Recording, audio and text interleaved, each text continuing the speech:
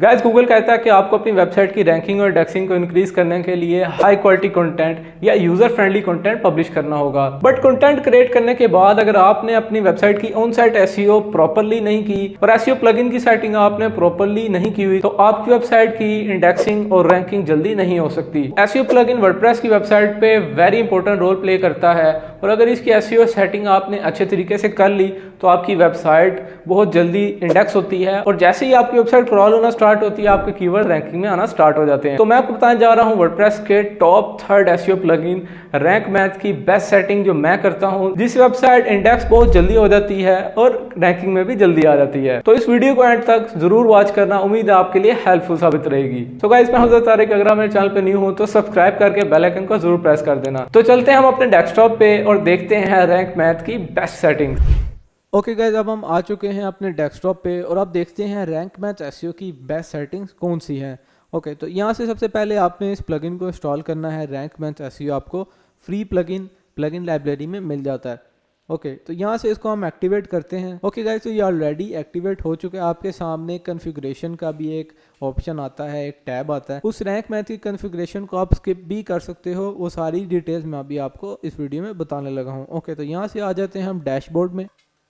Okay, setup wizard पे आते हैं और देखते हैं कि कौन कौन सी ऑप्शन वहाँ पे आती हैं। तो आपके पास कुछ इस तरह का इंटरफेस सामने आता है फर्स्ट टाइम। ओके, तो आपने क्या करना है कि इसको एडवांस पे रख के स्टार्ट विज़ार्ड पे क्लिक कर देना है। नेक्स्ट आपने अपनी साइट का नेम, यहाँ पे आपने अपनी साइट का नेम ऐड करना है। हिजरत तारीख यहाँ पे हम लिख देते हैं और लोगो फॉर गूगल, यहाँ पे आपने लोगो ज़रूर ऐड करना है। तो यहाँ से हम लोगो सेलेक्ट कर लेते हैं। ओके, तो यहाँ से आपने पर्सनल ब्लॉग को सिलेक्ट करना है अगर आपका पर्सनल ब्लॉग है। अगर आपकी कोई बिजनेस साइट है तो स्मॉल बिजनेस साइट, पोर्टफोलियो है तो पोर्टफोलियो। तो यहाँ पे अभी मैं पर्सनल ब्लॉग कर लेता हूँ क्योंकि ये ब्लॉग की वेबसाइट है। Okay, save and continue again करते हैं, save and continue. Okay, include images को आपने ऑफ रखना है। साइट मैप पे इमेजेस इंक्लूड नहीं होनी चाहिए। कैटेगरीज को तब आपने इंक्लूड करना है अगर आप सेपरेट स्टैटिक पेज नहीं बना रहे। तो अभी मैं कैटेगरीज को भी ऐड कर लेता हूँ। उसके बाद पब्लिक पोस्ट टाइप्स, उसमें पोस्ट टाइप पेजेस हैं। Save and continue.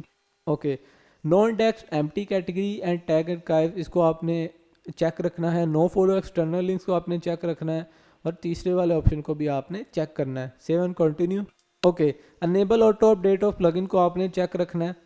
उसके बाद हम आ जाते हैं रिटर्न टू डैशबोर्ड। ओके, तो डैशबोर्ड के ऊपर आपको ढेर सारे फीचर्स नज़र आ रहे होंगे। 404 monitor, app analytics, BB press, buddy press, content AI, image SEO, instant indexing, link counter, local SEO. तो ये जितने भी फीचर्स हैं इन सब को हम ऑलरेडी सेटिंग में कवर करेंगे।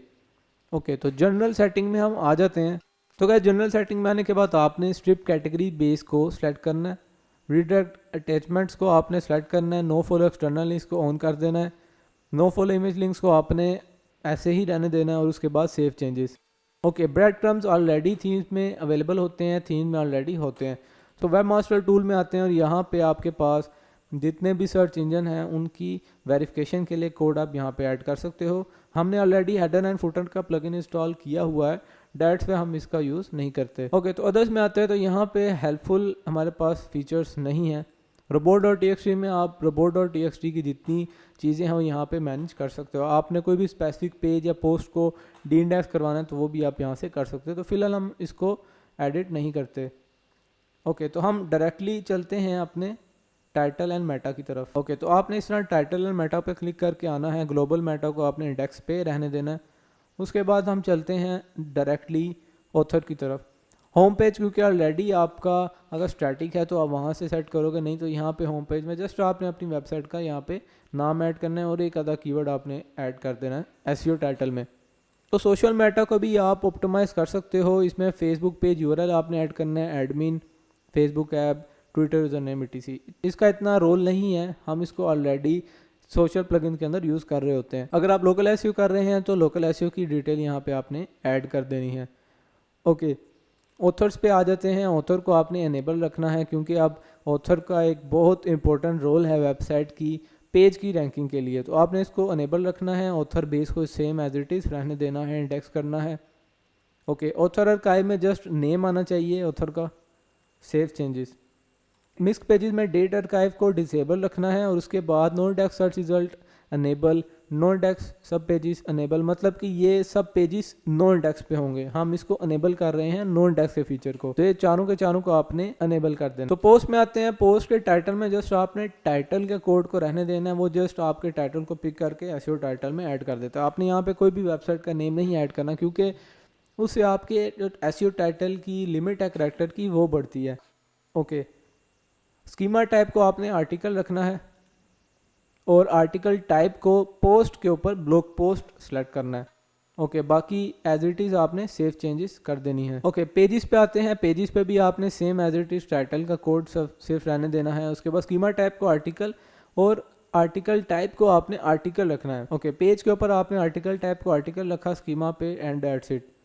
अब हम आते हैं अटैचमेंट पे। अटैचमेंट की सेटिंग हम यहाँ से अनेबल कर सकते हैं। अटैचमेंट में बेसिकली जस्ट आपने अटैचमेंट को रीडायरेक्ट करना होता है होम पेज के ऊपर, या उसके रीडायरेक्ट को डिसेबल करना होता है।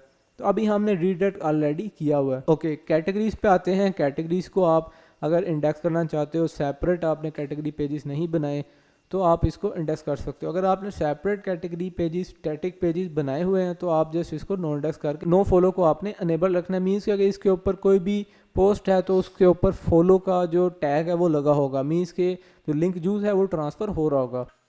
ओके, बाकी सेटिंग्स इसकी एज इट इज़ रहेंगी। टैग्स को भी हम नो इंडेक्स पे रखेंगे और नो फॉलो को हम हटा देंगे, मीन्स के फॉलो ही रहने देंगे। Save changes. Okay, site map settings में आते हैं अगेन, और जनरल पे लिंक पर साइट मैप को आपने 200 कर देना है। इमेजेस इन साइट मैप को आपने हटा देना है। पिंग सर्च इंजन को अनेबल रखना है। HTML साइट मैप आप अगर बनाना चाहते हो तो बना सकते हो, बट इसका कोई इतना ख़ास रोल नहीं है आपकी वेबसाइट की रैंकिंग या इंडेक्सिंग को लेकर। ऑथर में आते हैं, तो ऑथर को आपने अनेबल रखना है, पोस्ट को आपने अनेबल रखना है, पेजेस को अनेबल रखना है, अटैचमेंट्स को नहीं अनेबल करना, कैटेगरीज को करना चाहते हो अगर आप इंडेक्स तो इसको अनेबल कर देना, और टैग्स को आपने नहीं रखना इसमें। Save changes.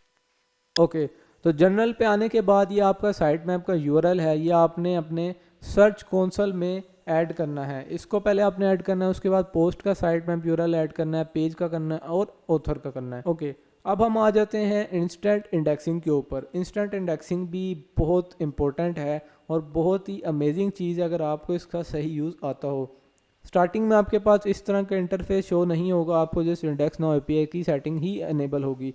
आपने प्लगइन इंस्टॉल करना है इंस्टेंट इंडेक्सिंग के नाम से, उसके बाद उसको इंस्टॉल करने के बाद एक्टिवेट करना है, वो भी रैंक मैथ की तरफ से ही एक प्लगइन है। उसके बाद जस्ट आपने गूगल API सेटिंग पे क्लिक करके अपनी API को यहाँ पे पेस्ट करना है और गूगल सर्च कंसोल में आपने अपने API अकाउंट को ऐड करना है। अगर आपको नहीं पता कि इंस्टेंट इंडेक्सिंग का API अकाउंट, गूगल का API अकाउंट हम कैसे क्रिएट करते हैं सर्च कंसोल के लिए, तो वीडियो के कमेंट सेक्शन में कमेंट करके ज़रूर बताना, मैं आपके इंटरेस्ट के मुताबिक उस टॉपिक के ऊपर एक वीडियो बना दूंगा। ओके, तो इंस्टेंट इंडेक्सिंग को सेटअप करने के बाद जस्ट हमने इसको पोस्ट पे सेलेक्ट कर देना है। फिर जैसे ही न्यू पोस्ट ऐड होगी वेबसाइट में, वो ऑटोमेटिकली इंडेक्सिंग के लिए चली जाएगी। ओके, तो रोल मैनेजर में आते हैं। रोल मैनेजर में आप एडमिनिस्ट्रेटर, एडिटर, ऑथर के स्पेसिफिक रोल्स को सेट कर सकते हो। ओके, 404 मॉनिटर की जगह 404 टू होम पेज वाला प्लगइन कर सकते हो, मैंने भी वही किया हुआ है। 404 टू होम पेज वाला प्लगइन ज़्यादा बेटर है। दैट्स इट, ये थी एसईओ की सेटिंग रैंक मैथ की।